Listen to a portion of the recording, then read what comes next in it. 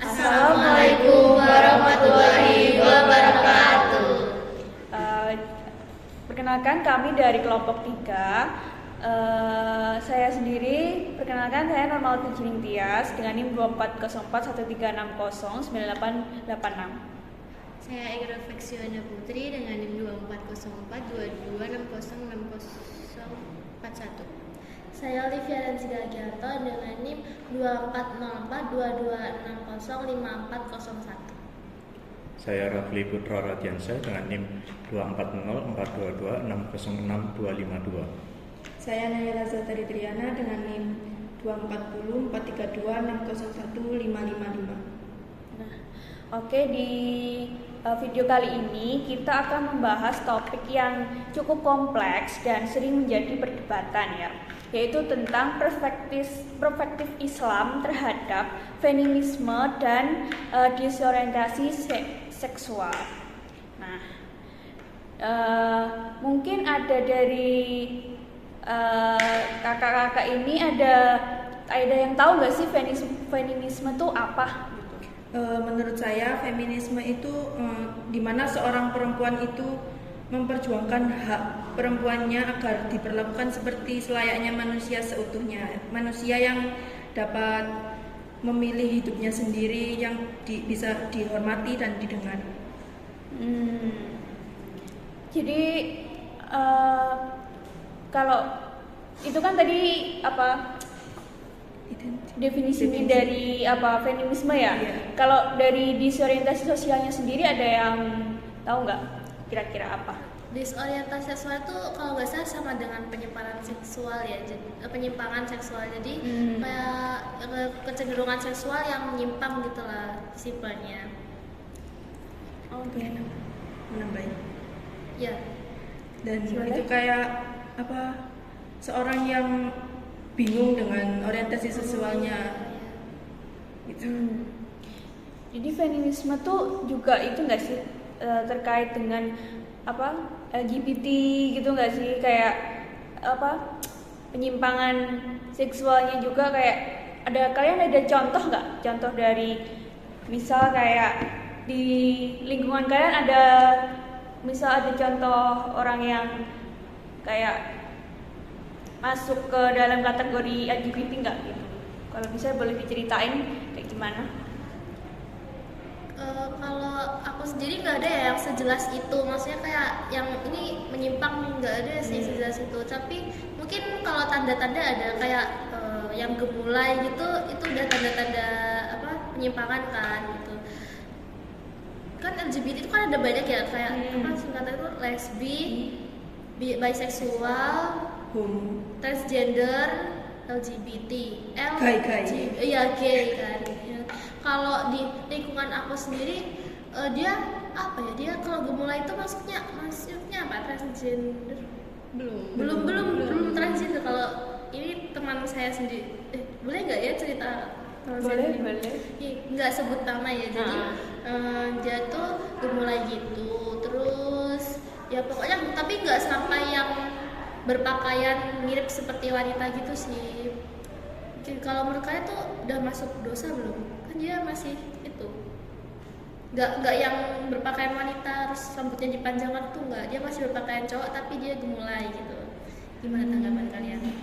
Tapi itu udah mau ke jalan itu Yang keras jadi kayak udah hampir menyimpang tapi kayaknya masih bisa diselamatkan. Nah apa namanya, sekarang kan juga lagi di media sosial kan juga banyak yang udah terang-terangan tuh kayak mereka tuh Oh iya. lagi LGBT, kayak mereka punya hubungan dengan sesama jenis dan mereka tuh kayak bangga dengan apa yang mereka lakuin. Ya itu menurut saya itu tuh bikin orang-orang pun jadi kayak menormalisasi hal itu. Ya, jadi nggak setabu waktu dulu sebelum media sosial secanggih ini gitu. Dan apalagi mereka kan tokoh berpengaruh ya, itu bisa trigger mereka yang bingung sama orientasi seksual itu barangkali bisa memperbanyak komunitas seperti itu gitu. Dan juga masih belum ada hukum di Indonesia ini buat melarang. Iya, melarang. Jadi tambah luas, makin ke. Tapi kalau mereka tahu agama, harusnya mereka tahu dong kalau itu gak boleh. Iya. Harusnya ya. Ini mungkin mereka perlu lagi dikasih penjelasan tentang agama dan lain-lain tentang hal tersebut. Kalau dari Islam sendiri itu jelas dosa ya. Iya, Dosa. Kayak kita kayak kalau ini makin parah nanti kita nggak tahu ya nanti bakal separah apa. Tapi kalau mengingat dari yang kita tahu kayak ini kisah Nabi Lut itu kan bisa separah itu kan. Kalau dulu bisa separah itu apalagi sekarang gitu kan. Dengan berkembangnya teknologi juga ada masuknya dari budaya-budaya luar gitu, misal dari luar negeri gitu bisa masuk ke Indonesia juga kan. Kira-kira dari yang lain ada kayak itu kayak tadi kan kakaknya udah bilang pengalamannya dari temennya yang seperti itu. Apakah dari ada cerita atau pengalaman yang mungkin masuk ke dalam konteks itu disfeminisme dan disorientasi seksual? Atau mungkin bisa menambahi apa sih menurut pendapat kalian apa sih itu disorientasi sosial atau feminisme gitu? Ada nggak? Kalau kamu sendiri gimana? Menurut Rafli? Kalau menurut aku sendiri ya, kita ini perlu paham dulu feminisme ini apa. Kan tadi sudah dijelaskan feminisme itu adalah perempuan-perempuan yang memperjuangkan haknya sebagai manusia. Tapi kita harus tahu dulu mereka ini memperjuangkannya bagaimana.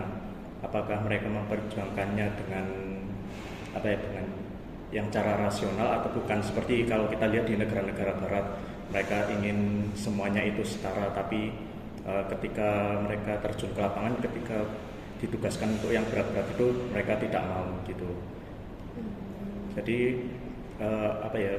jadi feminisme ini tergantung orangnya sendiri sih kalau kayak begitu. Bukan lebih ke definisinya seperti apa, tapi lebih ke bagaimana orang itu menyikapi atau memperjuangkan feminismenya itu tersebut. Kalau setahu aku feminisme itu kan ada feminisme yang maksudnya dalam batas wajar, terus ada feminisme yang ekstrim gitu kan. Yang feminisme yang wajar itu kayak dia tuh pengen setara aja gitu gak sih, kayak dia tuh pengennya tuh kayak dianggap gak rendah gitu loh maksudnya. Kalau yang ekstrim mungkin sampai ada pemikiran kalau dia itu nggak butuh laki-laki gitu. Kayak feminisme ini yang aku sebutkan di konteksku ini kesetaraan gender ya. Mungkin ada feminisme yang lain, tapi kalau aku ini bicara tentang kesetaraan gender gitu. Oke, aku mau tanya ini, kira-kira ada pengalaman dari feminisme nggak di lingkungan sekitar kalian atau tetangga kalian mungkin, atau pengalaman-pengalaman lain?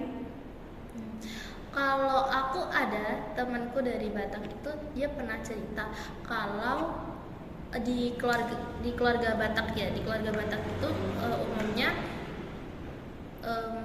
warisan, kayak orang tua kan bisa punya peninggalan harta warisan itu, dia warisan itu warisan itu kalau orang tua udah tua itu nanti warisannya bakal dikasihkan ke anak laki-laki seluruhnya. Jadi perempuan itu nggak dapat apa-apa, tapi dia dapat tanggung jawab untuk merawat orang tuanya di masa tua itu.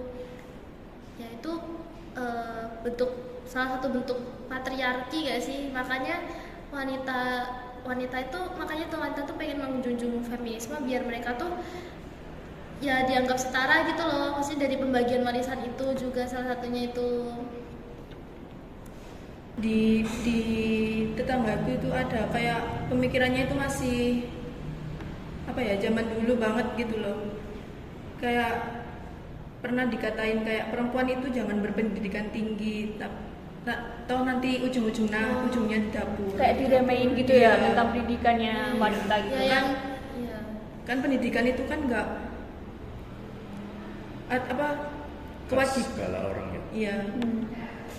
Jadi tidak ada alasan untuk membatasi pendidikan itu gender apa perempuan atau laki-laki itu semuanya itu sama. Jadi pendidikan itu tetap penting kok. Iya penting. Anak yang diasuh sama ibu yang lulusan SMA mungkin Iya. beda sama anak yang Betul. diasuh sama ibu yang lulusannya S1 S2 gitu. Makanya kita harus belajar ilmu parenting Iya. nanti biar jadi nanti kita tuh orang tua tuh bisa mendidik anaknya, jadi tuh anaknya tuh nggak dibedain yang cowok sama yang cewek, jadi tuh Iya, nanti iya. bisa meminimalisir adanya feminisme atau patriarki. Betul, soalnya kayak wanita berpendidikan juga kan nggak harus kayak berpendidikannya dibuat untuk bekerja yang jabatan tinggi itu enggak. Jadi pasti ada bedanya lah cara parenting orang tua yang berpendidikan sama yang enggak, itu pasti ada bedanya gitu kan. Terus isu feminisme itu kan kalau yang ekstrim ya, ini biasanya perempuan itu udah berpikiran kalau aku nggak butuh laki-laki, aku nanti mau child free, atau nanti anakku bisa biar diasuh sama itu, aku nggak mau asuh anak, aku mau fokus karir gitu. Sebenarnya secara nggak langsung itu tuh merusak tatanan masyarakat gitu loh, karena misalkan ya ibu yang pengen fokus berkarir ya, dia jadi menelantarkan anaknya, nanti anaknya dididik siapa? Bukan didik ibunya sendiri kan, jadi didik orang lain, dan nanti tuh kalau misalkan didikannya nggak benar itu nanti bisa berimbas ke kenakalan remaja, jadi generasi-generasi yang nggak baik gitu loh. Jadi itu feminisme tadi secara nggak langsung itu merusak tatanan masyarakat.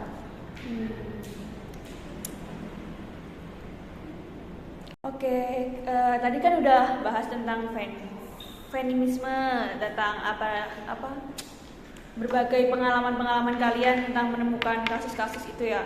Nah sekarang lanjut ke disorientasi seksual. Nah gimana sih pandangan kalian tentang disorientasi seksual tuh? Bisa dikemukain pendapatnya? Kalau menurutku disorientasi seksual itu titik di mana seseorang itu kayak nggak terima, kayak aku pengennya jadi perempuan atau aku pengennya jadi laki, padahal mereka ya lahirnya antara perempuan ya atau laki, atau bahkan yang versi ekstrimnya kan ada yang sampai membuat versi seksual baru gitu kan. Oh iya. Ya gitu. Terus dan dalam Islam sendiri ya kan sudah diatur ya, semua itu berpasang-pasangan pagi dan malam, terus asin dan manis gitu. Terus sama juga kayak manusia, ada laki ada yang perempuan. Jadinya kalau semisal seseorang itu dengan sengaja merubah tubuhnya, dan juga kan itu kan dijelaskan dalam Al-Quran, kalau seseorang yang sengaja merubah tubuhnya itu kan merupakan bagian dari pemberian Tuhan ya, jadinya merupakan salah satu dosa besar gitu. Betul. Kira-kira dari teman-teman lain ada kayak pendapat lain tentang disorientasi seksual nggak? Atau mungkin ada kasus-kasus yang kalian temuin gitu? Aku mau tanya aja ya, kalau disangkut pautin sama hak asasi manusia itu kan banyak kan yang orang punya penyimpangan seksual itu tuh kayak mereka tuh bawa-bawa hak asasi manusia itu kan kebebasan mereka gitu loh, kayak memilih jadi apa, jadi seperti apa gitu. Kalau Islam itu gimana? Kayak kan manusia bisa bebas memilih pilihan sendiri kan? Tapi kalau dari perspektif Islam kan itu udah menyimpang, jadi nggak boleh Salah, dong. sudah Harusnya salah. itu udah salah, jadi nggak bisa disangkut pautin sama hak asasi manusia. Ya kan itu kan sama kodok-kodar juga kan. Kodok merupakan hal yang tidak bisa dirubah seperti kelamin, terus ayah dan ibu, terus ya seperti itu, terus dan kodar itu hal yang bisa dirubah seperti kayak tadi pendidikan seperti itu, terus kekayaan gitu juga. Oh iya, terus ada berita nih kayak itu beritanya yang Gubernur Jawa Barat. Deddy Mulyadi. Ya, itu kalau kalian pernah dengar itu kan beliau itu mau mengadakan kebijakan kalau pelajar yang gemulai itu wajib masuk barak militer. Kayak ini biar mereka tuh jadi nggak gemulai lagi gitu loh, tegap gitu. Gimana kalau pandangan kalian gimana? Kalian setuju nggak dengan kebijakan itu? Itu kan untuk salah satu solusi ya untuk meminimalisir kaum gemulai seperti itu. Kalau menurut aku sih agak susah ya, karena kan dia dari awal udah kayak gitu. Tapi mungkin bisa dicoba dulu. Tapi kayaknya lebih oke kalau dari kecil udah Diajarkan. Iya, diajarkan kalau apa ya itu namanya? Oh ya, apa pendidikan itu disiplinnya itu ya. Diberi pemahaman sejak dini tentang gimana sih nyikapinnya, maksudnya kayak gimana cara kita biar gak terjerumus ke itu ya. Iya. Tapi menurut aku itu cukup efektif sih untuk apa ya meminimalisir biar itu loh, biar gak keterusan gitu loh. Jadi dia tuh kayak ada sisi dimana dia tuh jadi cowok gitu walaupun cuma 2 bulan gitu, terus kumat lagi ya itu sedikit bermanfaat sih. Aku mau cerita, temanku ini ada kayak pecinta drama Thailand yang agak menyimpang itu loh. Oh iya Yang aneh. Oh, BL. Ya KBL. oh iya boys love. Menurut Iya, kalian, menurut kalau menurut kalian itu gimana ya? Kok cara menyadarkannya atau apa? Kalau menurut aku pasti dia kan udah kecanduan tuh. Iya. Pasti itu nanti akan berefek buruk juga ke depannya. Entah itu dia ikut menyimpang atau gimana. Mungkin kamu bisa kayak ngasih tahu dia pelan-pelan gitu. Mungkin susah ya karena mereka udah kecanduan. Orang yang kecanduan itu memang susah. Kalau dinasihati susah. Banget. Tapi kayaknya nggak bukan kecanduan ya, tapi emang hiburan dia tuh di situ gitu loh. Tapi itu termasuk kecanduan. Gitu ya. Ya, tapi kalau dibilang dianya nggak normal, menurutku nggak. Soalnya kan biasa kalau aku juga ada teman sih yang kayak gitu. Kalau aku dia kan cewek, Ya tontonannya cewek, tuh rata-rata cewek nggak sih? dia tontonannya cowok sama cowok. Dia kan nggak yang menyimpang, bukan dia yang menyimpang, tapi emang hiburannya gitu yang menyimpang. Karena kalau dia menyimpang, dia pasti nontonnya yang cewek sama cewek kan. Iya. Dia suka cewek sama Itu cewek. bisa kalau cewek lihat cewek sama cewek itu Ya menyimpang 60%-an bisa Iya. menyimpang. Tapi itu dosa nggak ya kalau di Islam? Dosa. Dosa dong. Dosa ya? Dosa dong. Enggak. Kayak nggak cuma drama Thailand sih, ada anime Iya. juga. Nah, Kami itu menyebutnya itu kalau cowok yoi, terus yang Iya. suka nonton yoi itu namanya fujoshi. Iya. Itu bisa termasuk dari feminisme gak sih? Karena kan mereka si cewek-cewek ini jadi suka lihat cowok kayak jadi lebih gemulai, lebih lemah gitu. Oh iya, yang itu yang jadi botingnya ya. Iya. Iya. Iya kan? Bener, Jadi kan bener. kayak mereka bisa lihat sisi cowok yang nggak berkuasa, nggak yang nggak merendahkan cewek. Jadi lihat sisi lemahnya si cowok gitu kan. Gimana pendapat cowok ini? Iya, benar-benar kan udah tadi cewek semua nih yang udah Feminisme yang udah ekstrim sih berarti dengan dia nonton kayak gitu. masuknya udah yang ekstrim ya ini. Iya. Tapi bisa jadi cuma hiburan doang. Iya sih, Tapi- tapi bener dia suka lihat cowok itu posisinya lemah. Nah, iya, di posisi bawah gitu maksudnya. Iya. Maksudnya bukan gitu maksudnya. Tapi ini Lebih rendah. Iya, Iya. ada sangkut pautnya sama patriarki nih. Kalau menurut kamu patriarki itu gimana sih dari sudut pandang cowok ya?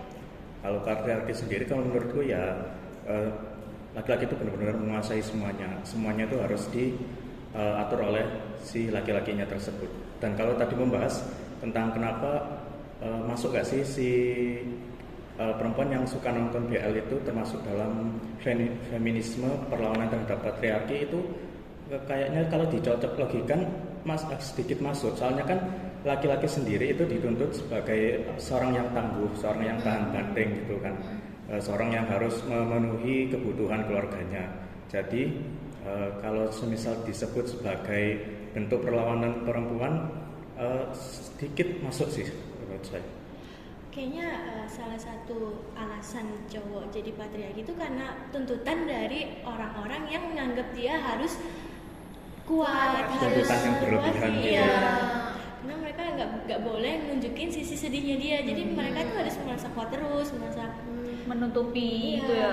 Kayaknya seperti Tapi aku mau tanya ya ke kamu sebagai cowok, kalau patriarki buat kamu itu merugikan nggak? Atau kamu lebih suka misalkan kamu punya istri ya, kamu mau dia tetap berkarir, terus dia yang mengatur rumah tangga, kayak kamu tuh posisinya udah gak sedominan itu, jadi kamu udah kayak nggak sebisa ngatur-ngatur itu gitu loh. Gimana kalau pandangan kamu sebagai cowok ya?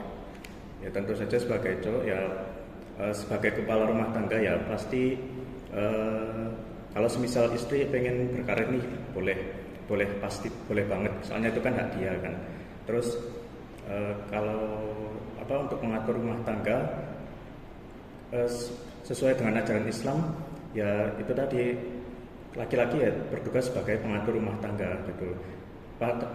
Bahkan di Islam sendiri, ini saya dapat ilmu dari guru SMA saya ya, itu ya bahkan semua pekerjaan rumah tangga itu sebenarnya tugasnya laki. Oh iya.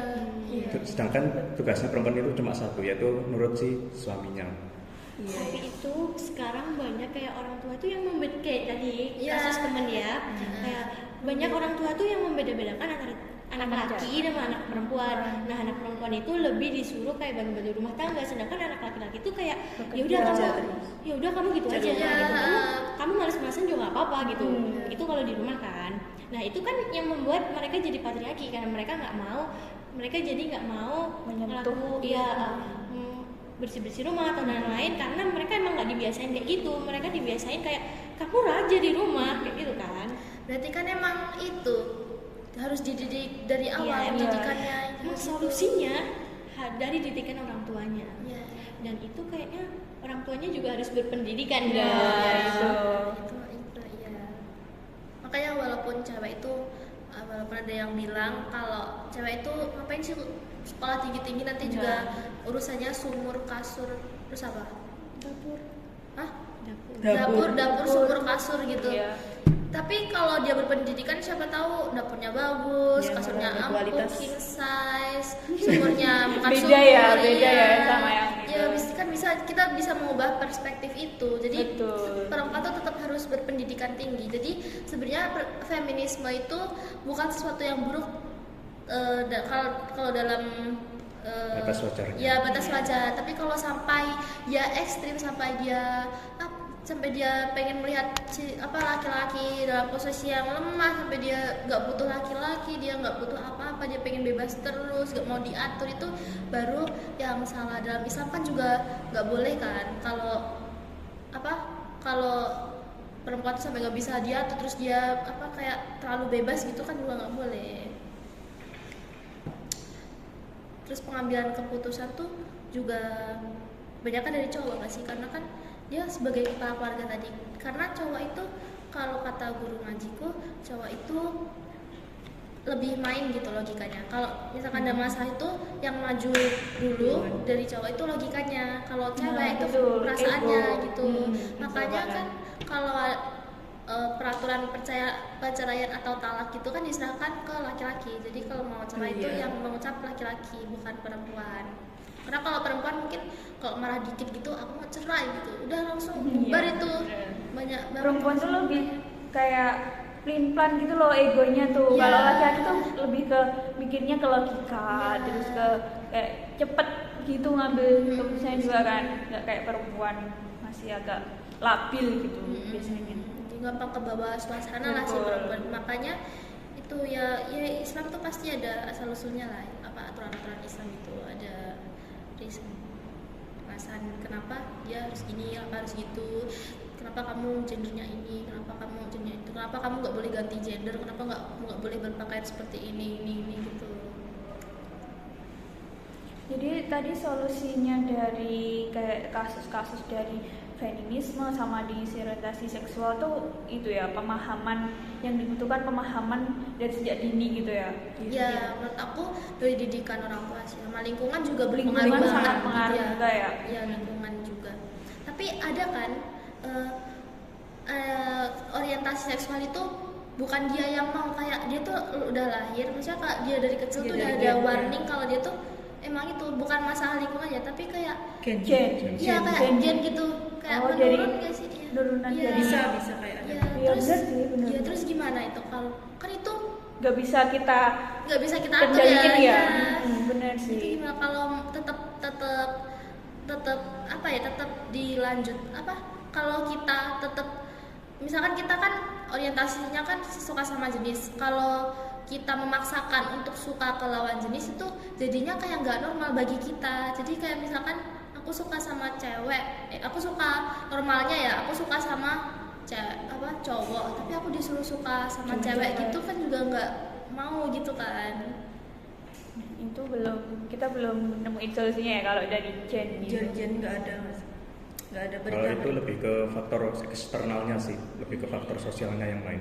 Jadinya si lingkungan masyarakatnya itu yang harus sangat peka. Oh iya, kalau jenisnya udah nggak normal berarti kita serahkan ke pergaulannya. Berarti Harus benar-benar lebih dari yang kayak itu kan dari gender tadi. Kalau dari lingkungannya tuh kayak harus lebih aware banget gitu loh, kayak harus ngerti nih kayak di area maunya biar gak terjerumus kayak gitu tuh kayak gimana. Solusi untuk apa yang disorientasi seksual itu kan itu kayak penyakit kayak penyimpangan penyimpangan seksual. ya penyimpangan seksual yang psikologis. Jadi kalau bisa diobatinya itu kayak ke psikolog yang Udah berpengalaman Iya, banget iya. lah. Diobati di Iya. psikolog ya berarti. kalau aku Iya, kadang pasti ada terapinya Iya. juga kan nanti. Kalau dia ya itu kalau dia memang mau ya, karena kalau yang pernah aku baca itu orang yang kalau udah penyimpangan seksual tuh dia kayak membenarkan segala sesuatu gitu loh. Jadi dia tuh malas gitu ya kak, ya kayak kita aja kayak kita yang Iya, suka normalnya suka lawan jenis, tapi kita dipaksa buat suka sama jenis tuh kayak malas gitu loh.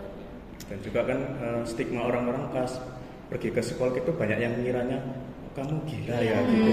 Dan sedangkan mereka Udah yang parah gitu ya. Oh iya, mereka yang kena penyimpangan itu ya mereka merasa biasa aja sebagai manusia, Bener.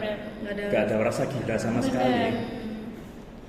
Itu yang bikin orang-orang tuh males buat berobat. Betul, adanya kayak stigma orang tentang itu psikolog. Oh iya, sebenarnya Islam juga bagus sih mengharapkan nih, karena dari kalau dia sampai yang suka sama jenis, contohnya cowok ya yang aku tahu, kalau dia sampai ke tahap berhubungan badan itu kan bisa bawa penyakit gitu.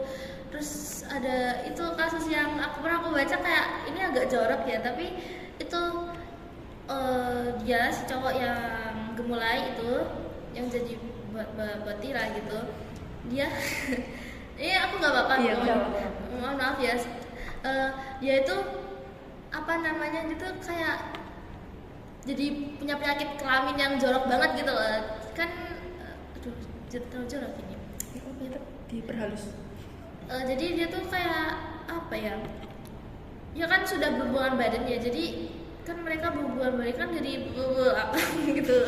Aduh ini jorok banget ya Allah. Bilang aja menyebarkan. Iya itu bisa menyebarkan apa ya penyakit lah itu, kayak pergaulan bebas juga. HIV ya. juga ya. HIV itu salah satunya apa, hepatitis itu juga menular gak sih? Iya nggak? Makanya di Islam kan nggak dibolehin seks bebas sebelum Oh nikah. iya itu juga. Nah, untuk pertanyaan terakhir nih, kalau misal di lingkungan sekitar kalian atau mungkin teman-teman kalian itu ada yang menyimpang gitu, kayak gimana sih respon kalian menghadapi suatu situasi tersebut? Kayak gimana tanggapan kalian atau mungkin solusi kalian gitu? Kalau saya sih yang pertama itu menyadarkan dulu kalau nggak bisa, kalau dia kekeh dengan pilihannya itu, ya mau nggak mau aku tinggal aja. Oh kamu jauhin teman Iya, itu. Berarti lanjut mungkin. Kamu dulu. Mau nggak mau memang harus ngasih tahu kan. Iya. Terus kalau emang nggak bisa dikasih tahu, Ya gimana ya, itu balik lagi ke dia sendiri ya kan. Yang penting itu tugas kita cuma mengingatkan. kamu bakalan ninggalin Nggak, aku ninggalin. Stay gitu. stay bersama teman. Kalau aku sendiri ya kalau dia bermanfaat, maksudnya kalau misalkan di kuliah ini kan nggak mungkin ya aku ninggal misalkan dia sekelas iya. itu kan nggak Kayak mungkin ketemu kan setiap hari iya ketemu setiap gitu hari kan. nggak mungkin ya mau nggak mau ya tetap harus Iya sih. berteman menjalin itu ya cuman kalau sebisa mungkin lah kita ngingetin tapi walaupun itu ngingetin tuh kayak hal klasik sih soalnya biasanya orang-orang kayak gitu tuh udah denial gitu Iya bener, kayak dibilangin kayak ya udah. Terus kadang ada yang kayak malah dianya yang ngejauhin kita gitu loh, kayak aku nggak mau nih denger kayak ini, soalnya kayak biasanya aku diituin nggak suka gitu, malah kita yang dijauhin. ya kita tetap profesional aja sih Tapi kita bisa jauhin perlahan. jangan Soalnya itu dia kan itu ngasih kita bukan ngasih ya apa ya kayak dia tuh membawa sesuatu yang buruk. Salah. Kita bisa aja juga ke bawah dia. Apalagi kalau LGBT kayak lesbi, kamu nggak takut temenmu lesbi? takut Sih kalau ada yang takut ya kalau Takut sama temenmu suka homo? takut. serem sih. Iya. iya Mau nggak mau kalau dia nggak bisa dibilangin dia udah. iya ya itu rasa Dari kalau kita sama ya, jenis kayak gitu. iya sih Itu kalau kasusnya gini gimana dia cowok tapi suka cowok terus kamu cewek nih temenan sama dia kamu gimana kalau kayak gitu Aku ngomongin dulu di belakang ya. Kayak kita ngobrol dulu Oh, sama teman iya. yang lain dulu. Oh, Terus iya. kita cari solusi dulu. Kayak gimana nih cara ngatasinnya gitu? kenapa nggak gini strateginya kamu bikin dia suka sampai balik ke jalan normal gitu nggak bisa ya Coba kalau dicoba pas kamu mau nggak kalau kayak gitu Suka-suka dia dijodohin gitu ke orang lain. ya, sama kamu dijodohin Dia sama nggak mau yang dong, aku kan nggak suka dia. Soalnya kayak iya ya adanya udah kita mandangnya dia udah gitu loh, kayak nggak Kalau bisa. misal nih pasangan kalian pernah homo dulu? Nah, Enggak nggak mau kan? Pasti udah kayak stigmanya tuh udah nggak bener nih, nggak bener gitu. stigmanya ya Jadi kita nggak bisa ngubah stigma orang kalau udah gitu. Jadi sebisa mungkin hindari feminisme dan apa tadi disorientasi. disorientasi seksual. Iya, jangan suka bercanda-bercanda juga soalnya Iya. kalau bercanda nanti bisa jadi kenyataan gitu kayak Betul. kasusnya. Juga jangan mudah ngikut tren gitu, kayak Iya, harus iya. disaring dulu gitu dari budaya-budaya yang masuk sekarang kan gampang banget tuh budaya-budaya yang masuk dari luar, apalagi Iya. ada sekarang ada TikTok, apa Instagram, Standar cepat. TikTok itu terus ada yang biasanya FOMO gitu, oh temenku gini jadi ngikut. Jadi kita harus pandai-pandai menyaring budaya, menyaring informasi yang dapat kita dapat dari luar. agama juga Betul, tahu kita- yang dosa dan yang enggak Betul, jangan lupain agama juga.